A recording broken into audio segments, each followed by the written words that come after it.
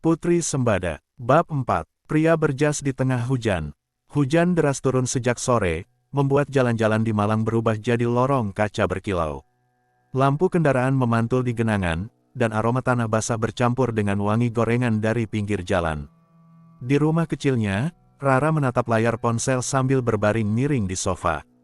Notifikasi masih membombardir, tapi ia sudah mematikan suara sejak tadi.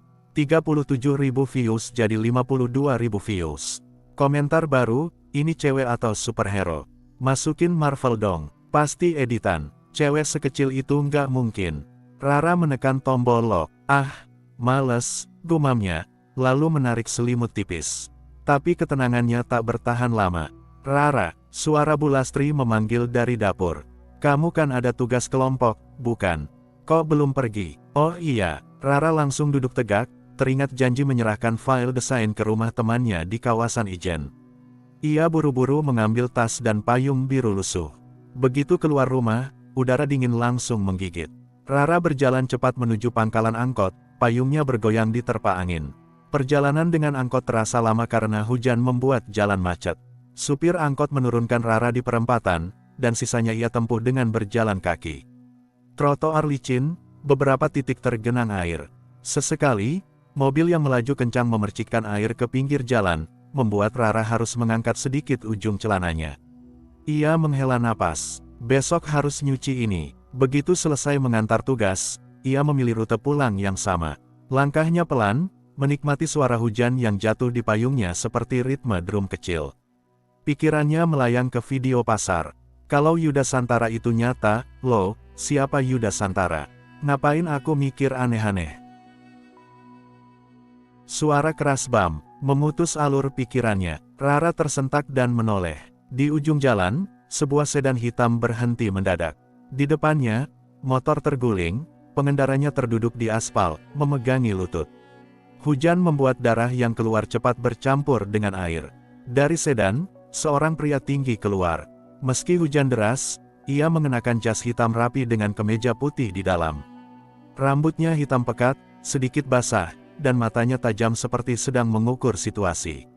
Dengan satu tangan ia memegang payung besar, dengan langkah panjang ia mendekati korban. Mas, nggak apa-apa, suaranya tegas, jelas terdengar di tengah hujan. Rara menatap, lalu tanpa berpikir panjang ikut berlari ke arah mereka. Payungnya miring, membiarkan beberapa tetes hujan membasahi rambutnya. Masnya luka. Rara jongkok di sebelah pengendara motor, melihat darah di lututnya. Pria berjas itu ikut jongkok di sisi lain, matanya melirik Rara sekilas. Bukan luka parah, tapi harus dibersihkan. Mbak, tolong pegang ini. Ia menyerahkan payungnya pada Rara tanpa menunggu persetujuan.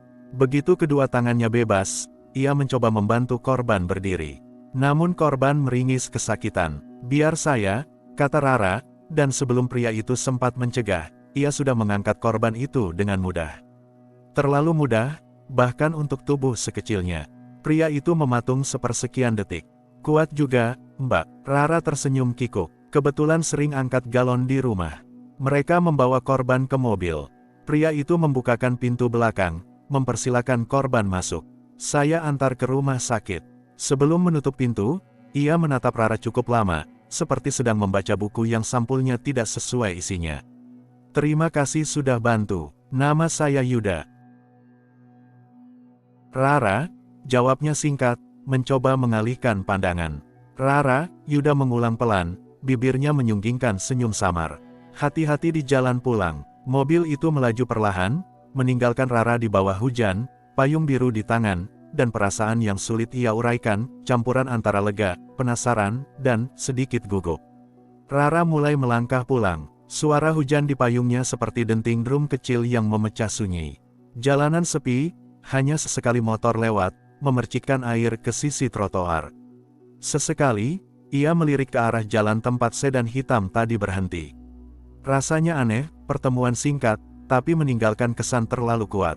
Yuda, nama itu berputar di kepalanya. Sosoknya berjas rapi di tengah hujan, cara bicaranya yang singkat tapi tegas, dan tatapan itu. Tatapan seperti seseorang yang tahu lebih banyak daripada yang ia tunjukkan. Rara menggeleng. Apaan sih? Cuma ketemu sekali, udah sok drama. gumamnya sambil mempercepat langkah. Rumah kecil bercat hijau pastel itu terasa hangat dibanding udara dingin di luar. Begitu masuk, aroma pisang goreng menyambut. Bu Lastri duduk di kursi rotan, menyulam sambil menonton sinetron. "Kamu lama banget, nyasar?" tanya Bu Lastri tanpa menoleh. "Enggak, cuma tadi ada kecelakaan kecil," jawab Rara sambil menggantungkan payung di teras. Mata Bu Lastri langsung menatap tajam. "Kamu jangan bilang tadi kamu angkat-angkat orang lagi." Rara tergelak kaku. Kebetulan dia kesakitan, Bu. Masa aku biarin? Lagian gak ada yang lihat kok." Bu Lastri menghela napas panjang. "Lihat atau enggak, Nduk, kamu itu harus hati-hati. Kemarin di pasar udah heboh, sekarang nambah lagi kalau sampai ada yang merekam." Rara mencoba mengalihkan topik. "Oh iya, tadi ada yang nolong juga. Namanya Yuda. Kayaknya orang penting gitu, mobilnya bagus, berjas rapi, ngomongnya kayak di film." Bu Lastri menghentikan sulamannya. "Yuda," tatapannya berubah penasaran. "Tinggi, kulitnya sawo matang, ganteng, tapi matanya kayak orang banyak mikir." Rara terbelalak. "Loh, kok ibu tahu?" Bu Lastri tersenyum licik. Ibu kan punya radar soal cowok. Siapa tahu jodohmu." Rara mendengus. "Bu, serius banget, baru ketemu di jalan, udah dijodohin. Tahu dari mana kalau nggak jodoh? Dunia itu kecil, Nduk. Kadang pertemuan itu nggak kebetulan." Sementara itu, di sudut lain kota, Yuda duduk di ruang tunggu rumah sakit. Jasnya sudah kering sebagian, tapi rambutnya masih sedikit basah. Di hadapannya, pengendara motor yang ia bawa sedang diperiksa oleh perawat. Di meja sebelah, ponselnya menyala, terbuka di halaman berita lokal. Judulnya, "Aksi Heroik Gadis Mungil di Pasar Besar Viral, Netizen Mirip Film." Yuda memutar layar, melihat potongan video itu. Ia memperhatikan detail, cara gadis itu menahan gerobak, posisi kaki, dan ekspresi wajahnya setelahnya. Wajah di video itu, sama dengan wajah yang ia temui di bawah hujan tadi. "Rara," gumamnya pelan. Tatapan matanya berubah, bukan lagi sekadar rasa penasaran, tapi seperti seseorang yang menemukan potongan puzzle penting. Rara sudah berganti piyama, berbaring di kasur sambil memainkan ponsel. Chat dari grup kampus mulai membicarakan, cowok misterius berjas, yang menolong korban kecelakaan. "Loh, kok berita nyebar cepat gini?" pikirnya. Ia menutup ponsel, menatap langit-langit. "Yuda, apa dia udah lihat video pasar?" Pertanyaan itu membuat perutnya terasa aneh, seperti ada kupu-kupu yang salah masuk. Di luar, hujan mulai reda, tapi di kepalanya, badai pertanyaan baru saja dimulai. Malam sudah larut, lampu jalan menyinari sisa hujan di aspal, menciptakan pantulan kuning kemasan. Di lantai 12 sebuah apartemen modern di pusat kota, Yuda Santara berdiri di depan meja kerja. Jas hitamnya sudah digantung, kemejanya digulung sampai siku. Di layar laptop, dua jendela terbuka. Satu menampilkan video viral dari pasar besar, satu lagi menampilkan foto Rara yang ia rekam secara mental saat bertemu di jalan tadi. Ia menonton ulang video itu, kali ini dalam slow motion. Jari-jarinya mengetuk meja, gerakan menahan, posisi kaki rendah, tenaga keluar dari pinggul, bukan lengan. Orang biasa nggak akan refleks begitu. Yuda menyandarkan punggung di kursi, tatapannya tajam. "Jadi kamu memang bukan orang biasa, Rara," gumamnya. Ia membuka folder, Project Singhasari, di laptopnya, folder yang hanya ia tahu keberadaannya.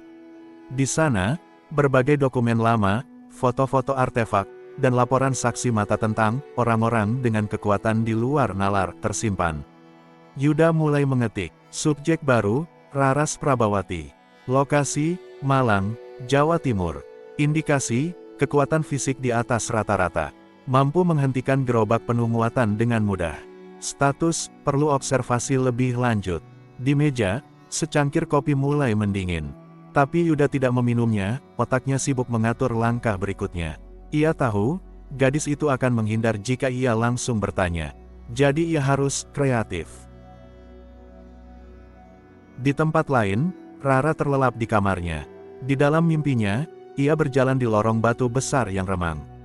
Dindingnya dipenuhi ukiran kuda, tombak, dan sosok wanita bermahkota. Suara gamelan samar-samar terdengar dari kejauhan. Angin dingin menyapu rambutnya, membawa aroma bunga cempaka. Di ujung lorong, sebuah pintu batu raksasa terbuka perlahan. Dari balik pintu, muncul sosok wanita tinggi mengenakan busana kerajaan.